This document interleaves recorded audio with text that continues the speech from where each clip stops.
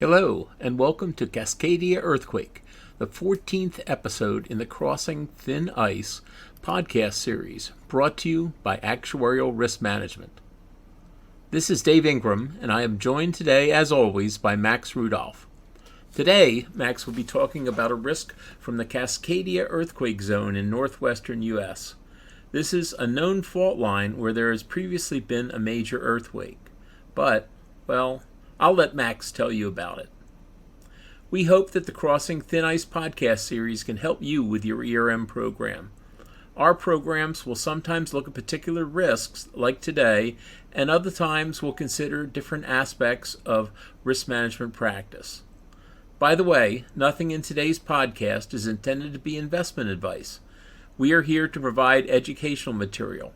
We hope that you will also take advantage of our free newsletter and webcast for additional education on a variety of risk and risk management topics. Let's get started.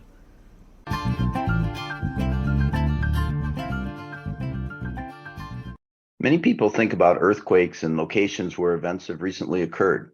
California, Japan, and New Zealand come to mind for large events. St. Louis, Washington, D.C., or New York City for smaller quakes that get written about for their novelty. Full discussion for another day would consider all seismic events, including volcanic activity. Plate tectonics only became accepted about 50 years ago. Few averse processes are more important. Think of it as plates floating on the Earth's core, directionally pushed by a seafloor spreading process that splits large plates and pushes them apart.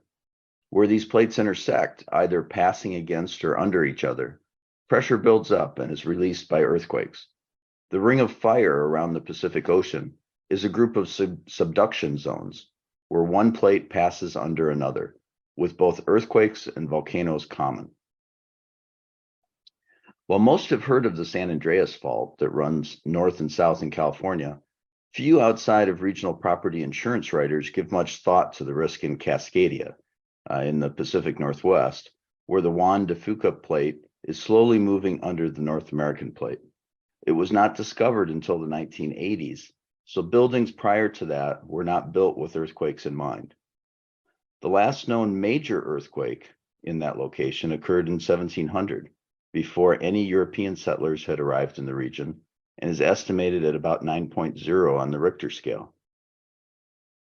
This date was determined from indigenous oral histories and what had been an orphan tsunami in Japan.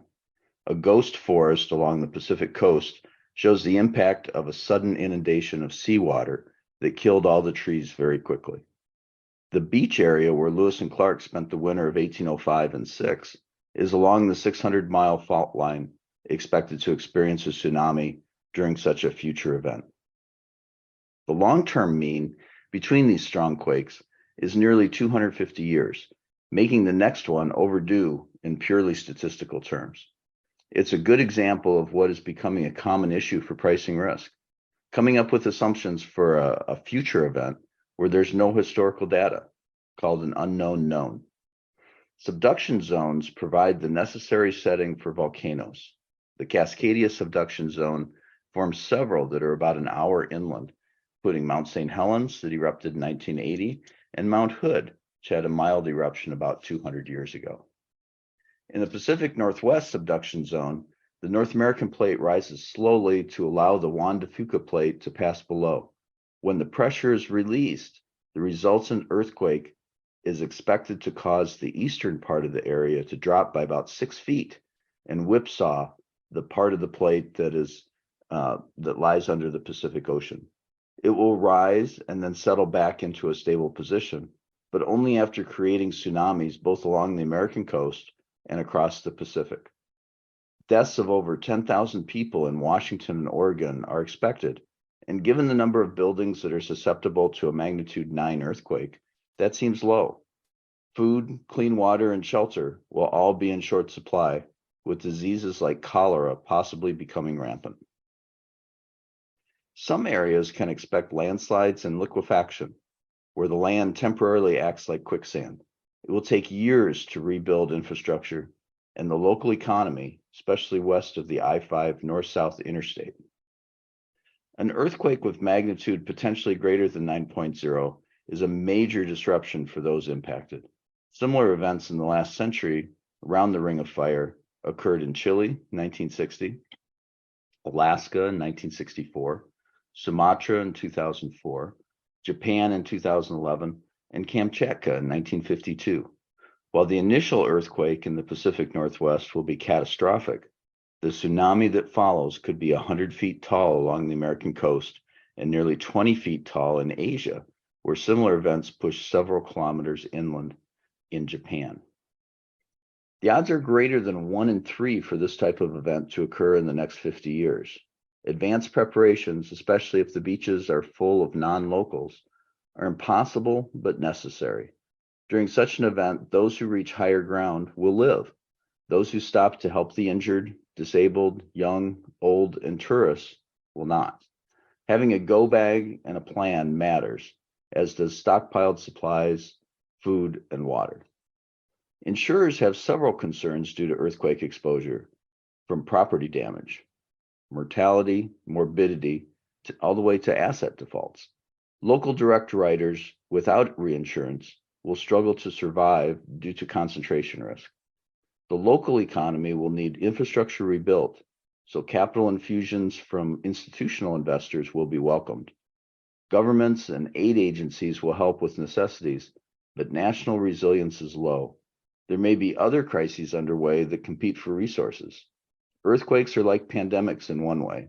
They are a matter of when, not if.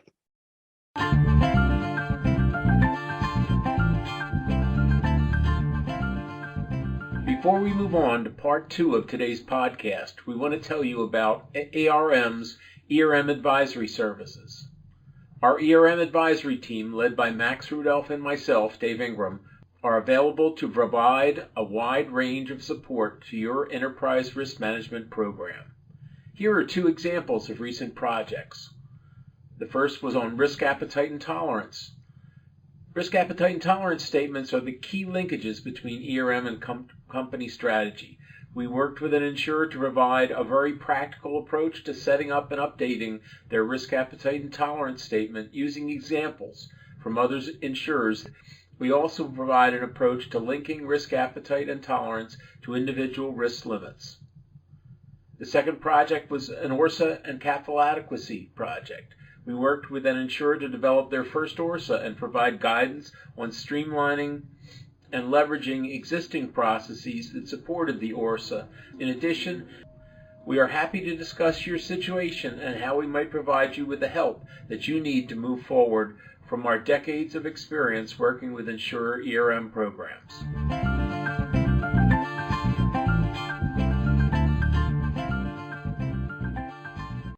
You mentioned that there was a 1700 earthquake. How did scientists discover that earthquake that happened so long ago? Much like the Haiti earthquake from a few years back, when we discovered that there had been an earthquake there in the past and that it was susceptible to earthquakes, the last earthquake was from so far before any European settlers had come that it was a challenge to really trigger it. Part of that is because of plate tectonics. Today we talk about it as being common, but when I was in college, I found out after the fact that the textbook where I read about that was the very first textbook that was written about it. It's not that old of a practice, and it's something that kind of backed into discovering the 1700 one because there was a tsunami in Japan. It was an orphan tsunami that they didn't know where it had come from, because most of their tsunamis, they have a record of an earthquake followed immediately pretty soon after that of a tsunami.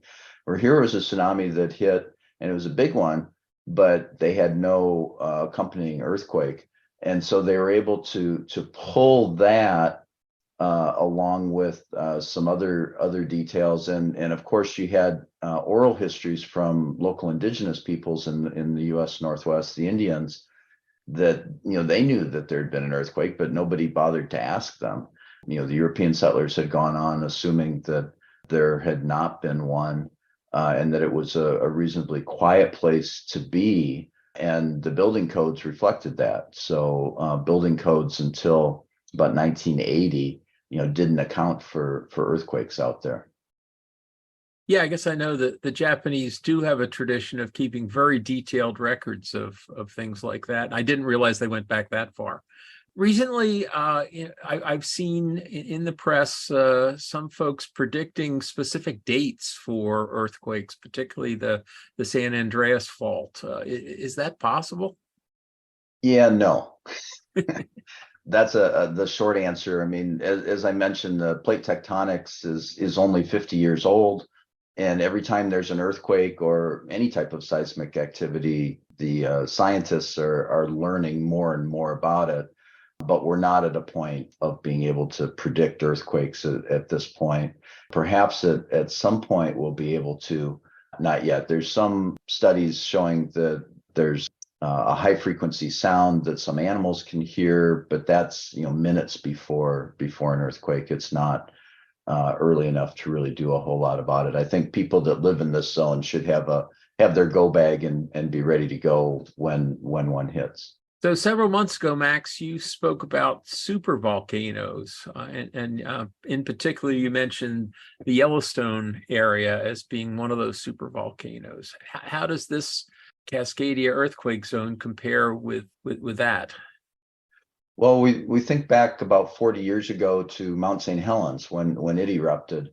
A super volcano would dwarf an event like that by about 1,000 times. It would be much, much, much, much worse. A previous eruption 12 million years ago covered what's now called, locally here to me in the Omaha area, ashfall fossil beds, where a water hole was covered with ash, and it left an incredible collection of rhinos and other period-specific animals, and very, they're able to excavate them and learn a lot about the period. And it impacted a wide range downwind of the event because all that ash, you had 1,000 times as much ash as Mount St. Helens. I mean, I was in Denver the week of Mount St. Helens, and you had ash there. So think about that times 1,000. In Nebraska, where they had the ashfall fossil beds, you had up to like 8 feet of ash covering. Most places it was like a foot, but in different places it was more. So an earthquake in Seattle would have primarily regional physical damage, but could have really international implications on the economy due to the companies located in the area and their business continuity plans. I mean, you've got Microsoft, Amazon, Boeing, Starbucks, other companies up there that I'm sure have reflected this in their business continuity, but there's no way you can plan for something like that. Property insurers deal with these earthquake risks all the time. What do you think the impact of this would be on their models? Catastrophe or CAT models have been developed by several firms to model both everyday type risks as well as extreme events such as earthquakes, tornadoes, tropical storms. Property insurers obviously are aware and price for this risk. But a Cascadia earthquake last occurred, in 1700 roughly, and long before we have any data points. And so there's no recent events to really pull from, using current building codes, and it just gets very complex. So there's many fewer data points than wind and storm models. You have storms regularly, you have windstorms regularly. And that makes it a lot more important to use experience and foresight in the models to predict future events and their financial impact.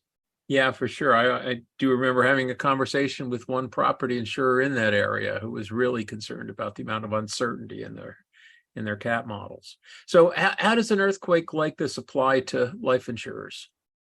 Well, all insurers are likely to be impacted on the asset side of the balance sheet for sure. Life insurers will see a regional mortality spike, mainly from a tsunami in places where the building codes are current. And there it'll be impacted as well. There's beaches along an area in Oregon that are very susceptible to the tsunami. And if those are filled with visitors who don't have a go bag, don't even know that they need a go bag, there's not quick ways to get off of those beaches. So if it hits in the summer, it'll be different than if it happens at night and in the winter, for example.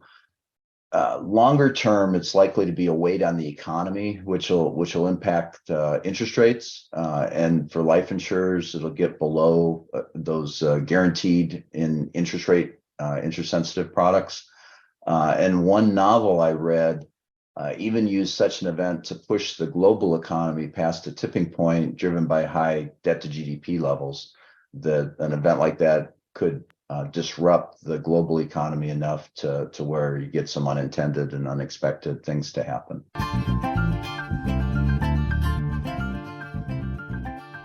Well, that is certainly something to think about. A repeat of a 9.0 earthquake causing a 6-foot drop of land along the fault line, accompanied by sporadic liquefaction along with a 100-foot tsunami, and it's statistically overdue. Max, thanks for that vision of destruction. At least in this case, we have some warning, and we have the information that was carefully gathered from the last event 300 years ago.